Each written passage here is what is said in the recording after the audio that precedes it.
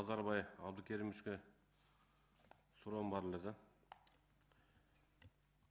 Bir быйылкы жылкыга 276 000 тонна кетет да. Жер семиткич минералдык. Жок, кечиресиз, мен айтып коеюн. Жана Айыл чарба министрлиги боюнча ошолордун жана 276 керек деп атат, бирок Өзбекстан менен Айыл чарба министрлигинин өзүнүн меморандуму бар. Меморандумда жана 100 тонна квотасы бар да. Ошо 100 тоннанын квотасынын 30 тоннасын эле Матрезевке берди.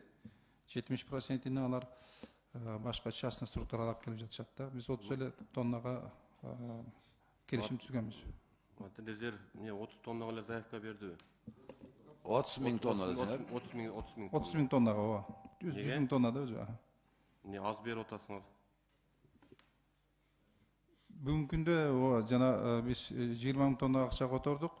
Азыркы күндө 5 000 тонна чыгып жатат, 2 000 тоннасы Юкка келди, Кызылкаяга, Жалал Абадка, Ошко, Кара Сууга келип түштү. Калган 3 000 тоннасыны бул северный регионга да, бул жака биздин бул Кара Балтага, Кантка, анан Балыкчыга түшөт. 2 000 тонна болсо, бир жылга 276 000 тонна керектелсе, ошол 2 000 тонна канча процент болот ошондо? 1% жетпейт да. Эгер 100 квота боюнча 100 000 тонна болсо, 30% эми бул. Жок, силер 276 000 тонна бир жылда керектелет деп берип атасыңарбы? Айыл чарба министрлиги берип атат. Айыл чарба министрлиги берип атат. Бирок 2 000 тонна, мына 3 айдын жыйынтыгы 2 000 тонна келип атат, 20 000 тонна келип атат, 30 000 тонна келет да өзү. Жок, сурама айтып атасыз да. 2 000 тонна келип түштү деп атасыз. 2 000 тонна Юкка келип түштү, 5 000 тонна Март айга бермек да. Ошол 5 000 тоннаны бүгүнкү күндө келет.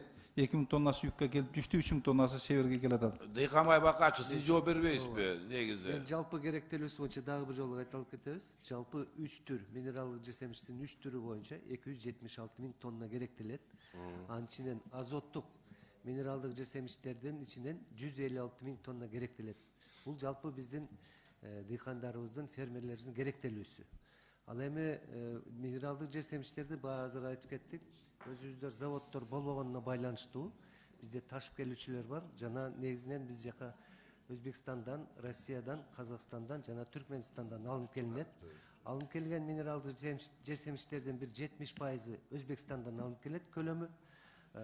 Калган 20% Россиядан алып келет, жана 5% Казакстандан алып келет. Алып келгендер көлөмдөрдүн ичинен.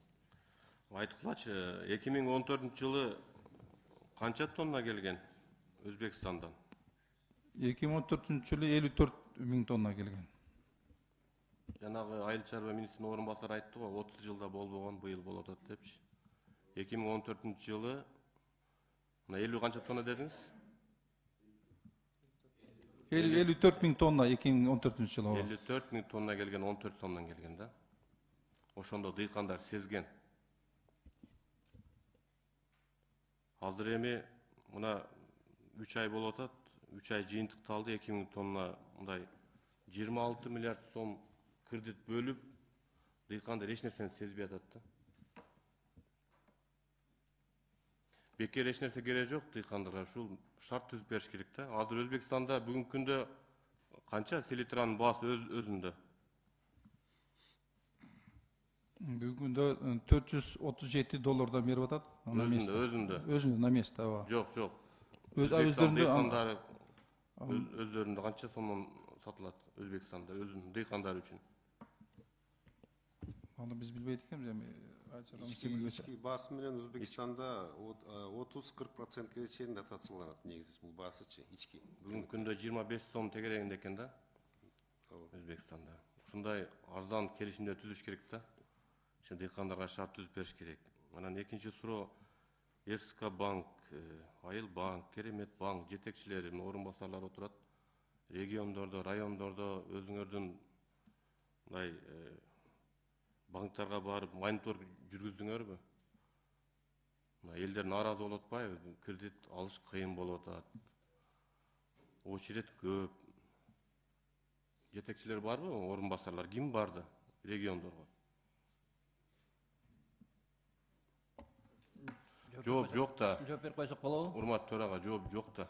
Себеби жетекчилер барып мониторинг жүргүзбөйт, билбейт. Кечиресиз жооп берип койсок болобу? Жооп берип койсоңуз. РСК банктан бул тууралуу бизде ФСК 10 долбоорунун өнүктүрүү боюнча күнүнө председательге чейин отчет беребиз. Управление регионального развития жума сайын ар бир жетекчи менен региондогу филиалдарынын жума сайын сүйлөшүүлөр жүргүзүп, видео звонокторду жүргүзөбүз. Улан Арымбаевич айтып кеткендей, март айы РСК банктын сотрудниктери дагы тыныгуусуз, дем алышсыз күндүр түндүр иш алып бардык. Биз деле мунун важностун түшүнүп турабыз. Убагында дыйкандарга насыясын жеткирүү боюнча контроль жүргүзүлүп турат да, мындайча айтканда, на постоянной основе.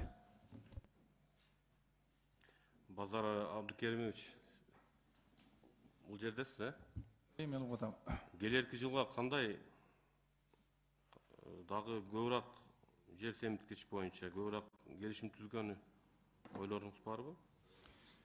Эми муну кабинет министри чечет. Мурда 14-жылы биз жанагы меморандумду Матрезерв менен түз жанагы Уским санаат түзүлгөн болчу да. Промой бизге. Ошондо биз ошонун негизинде биз ошондо жана 54 миң алып келип, жана сайт туура айтасыз 14 сом 50 миңге түшүргөнбүз, 23 сомдон ылдый кылып. Ошение болгон. А бүгүнкү күндө биз меморандум бизде эмес, Айыл чарба министрлигинде меморандум. Сиз сунуш бербейсизби? Ушул келерки жылга 100 миң тоннага. Себеби азыр частный жана фирмалар алып келет дагы элдерге мына 50 сомдон ашык сатып баштайт да жакында. Кымбатыраак болуп калат. Эгер силер тараптан келсе, мынакей түз келет эле да элдерге кичине арзан баада. Кабинет министри эгер ушуну талап койсо биз аткарганга даярбыз. Силер сунуш берсеңиз биз колдоп берели келерки жылкыга көбүрөөк. Макул. Рахмат.